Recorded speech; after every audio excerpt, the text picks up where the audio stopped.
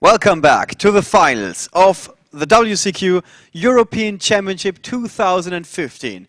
My name is Oliver German and I'm joined here by Luke Withington. Hey Ollie. For one last ride. The absolute final match. Yes, and we just listened to those two guys. One guy said, I don't think I'm going to win this. The other guy said, I'm hyped, like -1 for the finals. Which seems like this is a little bit of a downer. How hyped are you for this match? I'm excited. We want to know who's going to be the reigning European champion after this. I really want to see who is going to be the winner this year.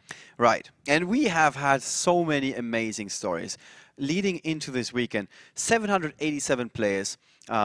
All of them had to first get qualified for the event in the first place and then flew over from countries near and far to play in Dublin, Ireland, to become the new European champion or, well, in many cases, to make it to the World Championship. For two of these guys, this dream is still a reality. For 785, that bubble has burst. So let's take a look at the top 16 bracket, or maybe even the top 64 bracket. I'm not sure what we have exactly. Let's bring that up for you guys. The bracket that shows us how these two guys, it's the top 16 bracket, made it to the finals. And that's also a story in itself, because you see national champions with Daniel Benson at the upper left corner, the reigning Danish national champion, making it all the way deep into the tournament. And on the upper right corner, Alessandro Di Patria is the reigning Italian national champion. And I think we've never seen this before, that a national champion was advancing that deep into the tournament with a chance to also become the European champion.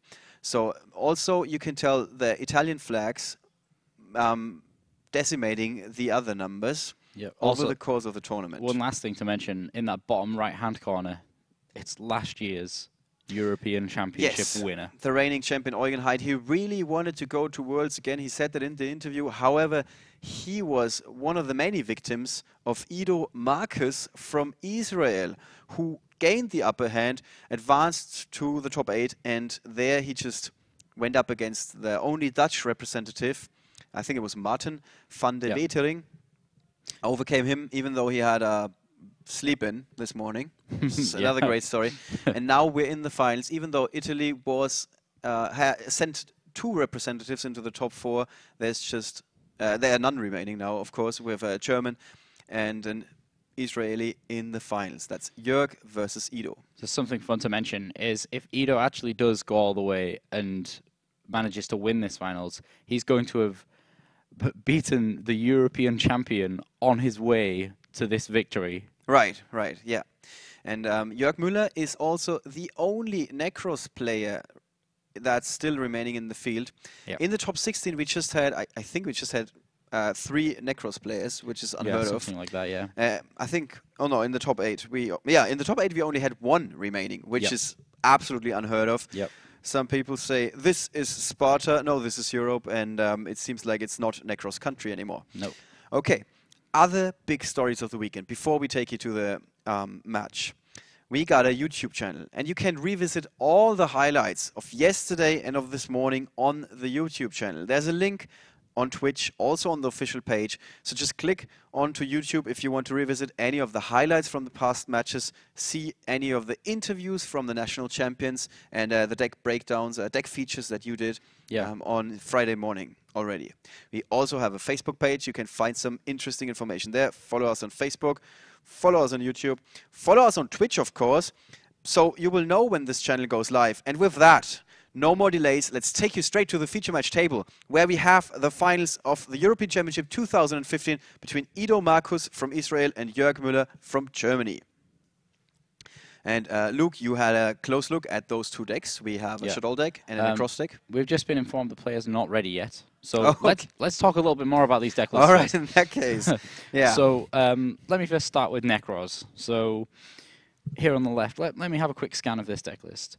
So it seems, I think, have we seen him once before this weekend? Yes, we saw him just now. And the thing was, he lost the first game in the semi-finals, and he lost when his opponent flipped a mistake. And that was pretty much all that happened. You were actually taking the highlights, I think. Yeah. And the highlight was like, the whole mistake. match. That was the whole match. And I asked Jörg prior to this match, how many times did that happen this weekend? Because that's something we expected to see, that everybody comes prepared for Necros. And he said quite a few times. There were a lot of players that had something against Necros in the main deck. Sometimes rivalry of the Warlords. Yeah, we've seen that in Clifford. In the first matchup, in fact. Yeah, actually, the very first match that you can check out on YouTube.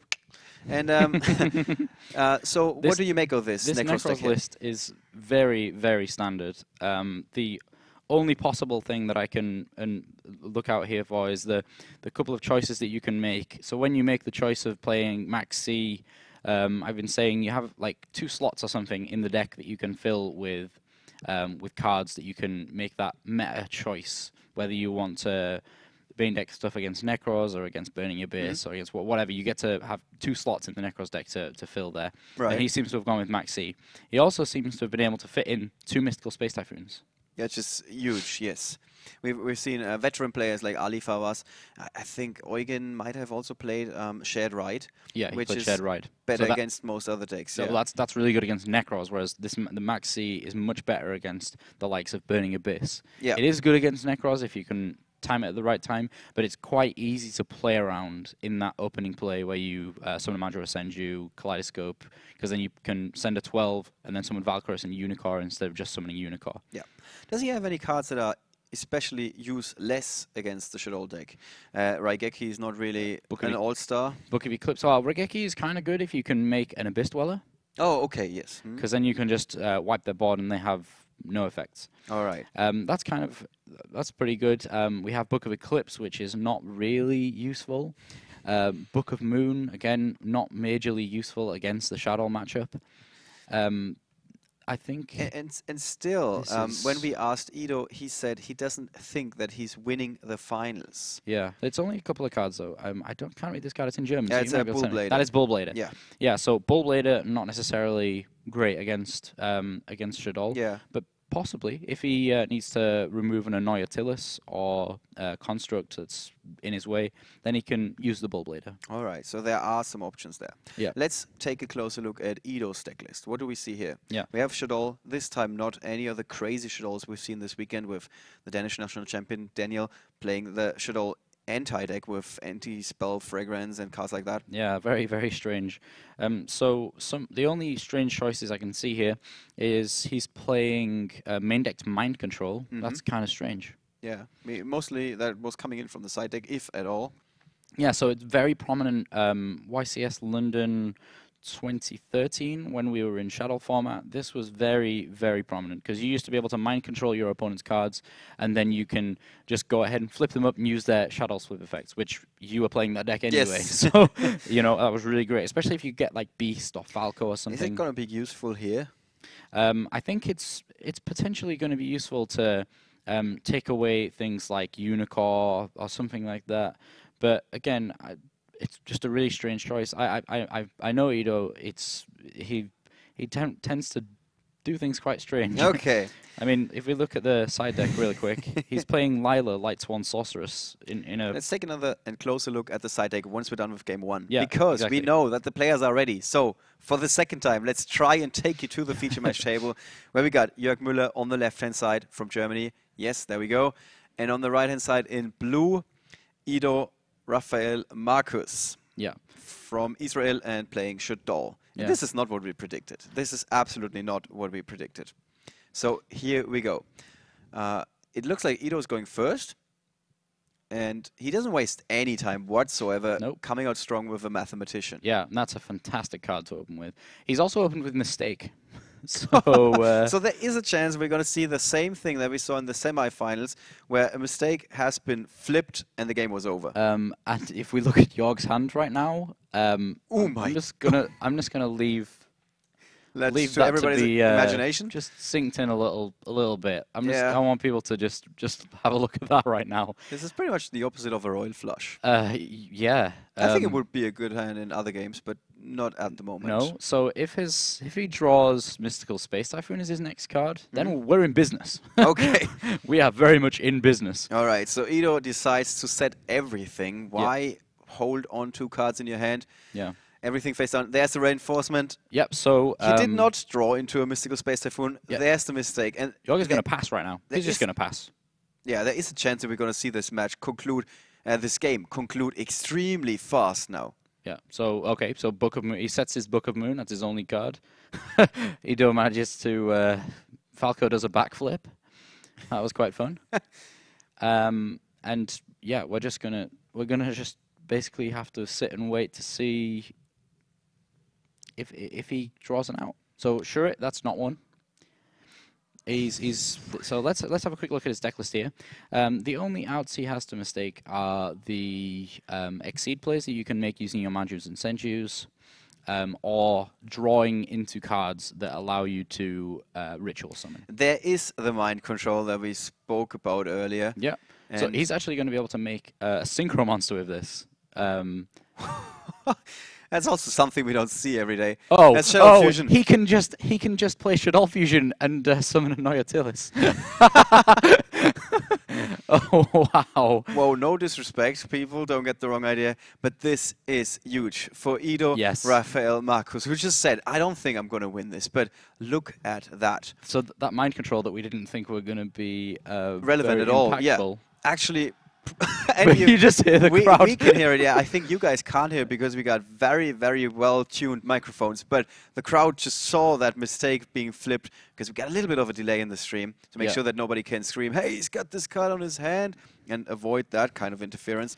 And wow. Speaking of interference, Ido's got an effect veiler, so he can stop whatever Jörg can do almost, in case his mistake is not going to be active again. But the question for Jörg Müller is, as you pointed out, does he draw an MST or not? Yeah. Is that correct? That's the question right now. Or his other possibility still is that he can... There it is. He did not draw the Mystical Space Typhoon. He did not draw another card that could have gotten him out of that sticky situation. And Ido Raphael Marcus applying the perfect lock thanks to that mistake early on. Follows it up, just basically summoning a bunch of monsters. And a synchro summon. Wow. And that was crazy. 1-0 for Israel. Clean sweep. That mind control. And now look at those guys. Look at the body language here. Ido, he doesn't look like he doesn't give a... he looks like he's happy how this can go. And I think it's sinking in right now. The realization is setting in. And he's like, I'm 1 game away from becoming the European champion. And now he's asking for a judge. And... yeah, so I think we actually have on screen that they both lost game 1, but we can get that soon corrected. But wow, that was that incredible. Was the most explosive of openings, yes. Yeah, that's just I don't know. Yeah, let's let you guys. Yeah, we're just gonna give you guys a quick break so you can let that sink in. Israel is leading in the finals of the European Championship with not the Necros deck, quite the opposite. Yeah, that was a Shadol deck. Absolutely explosive start to this finals. Yes, and is that what you like? Just prior to the match, we were like, "Oh, the players are not pumped for this." I'm so pumped right now, and everybody watching this on the big screen outside. Have almost 100 people outside. Yeah. There are 2 walls in between us and the guys watching the game on the big screen, and we can still hear them. Yeah, even with these headsets on. Yeah, at the top of their lungs. Yeah. All right, so it seems like they are currently in the side decking process. No penalties have been given. Yeah. So everything is fine. Don't you guys worry. You can also see that the game results are correct now. Ido is leading. Jörg has lost. You can see that indicated by that red light and that yellow light. And so what is going to be introduced from the side decks here? So the strange thing, so Ido has Lila in his side deck, which is very strange. I don't want to say that he's going to put that in because it doesn't seem like a good card against Necros. I think we're going to see quite the standard the player who is playing Necros wishes to put in Royal Decree, and the opponent, even though they know that their opponent currently doesn't, the Necros player is not going to be playing any trap cards right now, that going into games 2 and going into games 3, he's going to be playing those Royal Decrees, so he needs some Mystical Space Typhoons. Right. That's why. So he's probably going to end up putting those in. He also has 3 Artifact Lancia, which, again, is really, really good in the Shadow deck. Really fantastic. And for those guys who don't know what that card does, can you just quickly recap why it is so good? Yeah, so Artifact Lancia is... so it has the same effect as all the other Artifact monsters, where you can set it from your hand in the spell and trap card zone. And then if it's destroyed from that spell and trap card zone, then it gets summoned to the field. You can also tribute it from your hand or your field during your opponent's turn, and neither player can banish cards during that turn. So that stops the searching with the mirrors for the Necros deck. It stops the Trishula plays. It stops you being able to play Necros Mirror. That's really good. It is really good. And some of you guys have been asking, how come that Israel is in Europe? Of course, you're correct. Israel is not in Europe. However, there are 3 Konami offices. 1 in Japan, 1 in America. In America, sorry. I totally missed that opportunity there. And then we got 1 more in Europe. And these 3 offices are taking care of all of the markets, really. So unless the country is located, I would say, far east in Asia or somewhere in America, the European office is taking care of them, which means we're covering South Africa, for example, and Israel. There we go. Handshake prior to the second match, second game. Straight in. And there we go. Who's going to go first? Here we go. So I want to say that Yorg's going to let Ido go first so that it gives him less cards. But we just saw that happen, and, you know, we saw what happened when he got the right cards in his opening hand. All right, so there's a Foolish Burial. Yep. And he's got an Effect Veiler and Sinister Shadow Games in hand. Yeah. So he Foolish Burial Squamata, and then Squamata immediately gets to send Shell Falco to the graveyard. And then he normal summons Thunder King. Which is like a mistake on legs. Yeah, on very spiky, thundery legs. Yes, and let's look at Jörg's hand. He's got a Reinforcement, Royal Decree, Raigeki, so he can get rid of... Yeah, very easily get rid of And is that one of these situations where you play Raigeki on the first turn? Yeah, very much so. That was a bit like a loaded question. I think it was it was a bit of a loaded question, that. All right. So immediately what's going to happen is either Ido is going to flip over the... Sinister Shadow Games just so that you can get the flip effect of Falco. He does? Okay, that's very strange right now. What I see here is very strange. Because you're going to want to get Falco back from this Raigeki, but we'll see. I don't understand quite why he's done that. But we'll see. We'll see how this plays out. He's the one playing in the finals of the European Championship. I'm not going to question that right now. Well, but then again, even... in another final that we've seen this weekend at the Dragon Duel Championship, there was an opportunity to finish a game, and the player didn't take advantage of it because the stakes are this high. Yeah. You are nervous. And yeah, there we go. So so he decided to send Beast to the graveyard, draw a card, and then he could special summon one of the Shadow monsters. I don't know which one, though. I didn't get to see which one. Right. Okay, so this is big for Jörg Müller because he's not under the lock of Thunder King Ryo. And let's look at his hand that is suddenly extremely live. He can go to town now. Yeah, absolutely. He's got all 3 of the ritual spell cards. Yeah, I don't actually think there's... Let me just see his hand. There's actually not much to be done here. Yeah, he's got the Reinforcement. There's not much to be done. That's pretty much it. Yeah, he can Reinforcement into like Shure or into Clausulus, but there's no possible card he can play Reinforcement of the army into that's going to get him any further on into summoning a ritual monster. What is a card that Jörg needs in this situation? Manju, Senju, both searches. Anything that allows him to search his deck. Yeah, or a Bryanak. Okay. Yeah. So let's see what he got. Yeah, so he got Shure. Yeah, that's what I expected. All right. He sets possibly the Royal Decree. Yeah, I think that's a given. That's got to be the Royal Decree. And with that... play. Okay, we see Light and the Dark banished, and I think here's Blackluster Soldier. Blackluster Soldier. Wow, Ido Raphael Marcus just rips the cards that he needs. And there is a Blackluster Soldier on the second turn already. Yeah. Talk about an explosive opening for him in that second game. And 3,000. He's going to town. Suddenly, Jörg Müller on a very, very big clock. He needs something to fight back. There's an ice hand. That's not going to be fighting back. And his Raigeki's gun, of course. Like, yeah. There's not that much else that he has to deal with a Blackluster Soldier. Wow, okay. And I'm thoroughly enjoying the fact that we've been seeing Raigeki spoiling people's day, and that was the only recently basically the first band list is making an impression here. Yeah. So we like, saw Raigeki and Blackluster Soldier. I can one-up you easily. All right, there we go. He picks the Skromata, and that's got to be an ice hand. That's got to be the ice hand. Yeah, and ice hand doesn't get its effect because there's no monsters. He summons the Falco. This is going to be 5-4. This is not something we see every day. Is it 5-4? Yeah, this is yeah. And there's That's only game. the green. That's That is it. Wow. In fact, wow. What a match. Ido, Raphael, Marcus, we just thought, okay, he cannot deal any damage. Rips the Blackluster Soldier. Envoy off the beginning from the top. 3,000. And then the next turn, he can actually go for a Falco. And Falco is going to be the game winner here. Oh. Wow. 2-0 Ido, Raphael, Marcus. That Israel game is your European champion. That entire game was like 5 turns long. Yeah. And the highlight reel of this game is basically, I'm going to show you the entire first game, and after that, I'm going to show you the entire second game. This is going to be our highlight reel. Yeah, Matthew's going to be sat outside thinking, these guys are going to think I'm not doing a good job with all these highlights, because there isn't any. Right, wow. And talk about under-promising and over-delivering. Ido, Marcus, I don't think I'm going to win this finals. Well, guess what? I'm going to win it in the most commanding ways possible.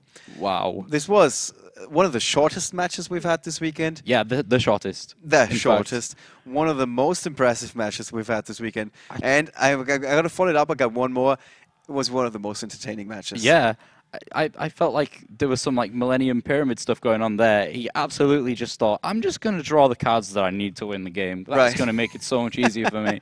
Oh, look, it's Blackluster Soldier. There was some second-level Yu-Gi-Oh! Millennium Puzzle thingies going on here with him finding exactly what he needs. Yeah. Wow. And I got to say, I feel bad for Jörg Müller. Yeah. Like, first game, mistake, shutting him down, and not much he can do. Second game, not exactly a great start, but there was still a chance if he just gets a little bit of time. And even though this is not the most explosive version of Shadow that we have seen this weekend, well, far from it. Yeah. Blackluster Soldier from the top can change that in just a second. Yeah. Wow. I really don't know what to say. That was spectacular. It is one of those matches where, fortunately, you don't have a lot to say because the match will actually speak volumes just for itself. So did the crowd. Yeah, the crowd outside is still celebrating that victory. I don't think we have that many Israeli players making that trip. We had 2 in the top 16, 1 remaining at this stage, and he is going to go home with a title. And we're going to see him at the World Championship, and I can't wait for that. Yeah, that's going to be amazing. It's going to be exciting, of course. So we saw Ido go all the way. He defeated the current European champion, and now here he is, the European champion. Yes, absolutely. So, you know, we got Ido and Jörg at the World Championship representing Europe. And well, if they can keep this record up, America and Asia, you gotta be prepared. Yeah. And then the other 2 guys are Italians. Riccardo Loccia, who was playing Burning Abyss, and Alessandro Di Patria, the national champion of Italy, showing you how it's done, also securing his ticket for Worlds. Yep. I think might be the first time, at least the first time in a long time, that we've had a national champion who goes on and secures a ticket for Worlds. Yeah. Well done to you guys. Great representatives. All right. We're going to take a short break. We have to get our composure back. After that, we're going to present you the highlights of this match, which might as well be the entire match. I'm not going to make any promises at this stage, but it's going to be entertaining, 100%. I guarantee that. Then we're going to be taking another break, and after that break, we're going to be back for one last time with the award ceremony of today's tournament, where we're going to be handing out some trophies and, of course, again, introduce you to the top 4 that are going to represent Europe at the World Championship. And with that, I'm going to say goodbye for the time being. Thank you, Luke. It was a pleasure. You are really the good luck charm for the Israelis, it looks. Seems to be. It seems to be. And with that, we're going to take a short break and be right back with the highlights of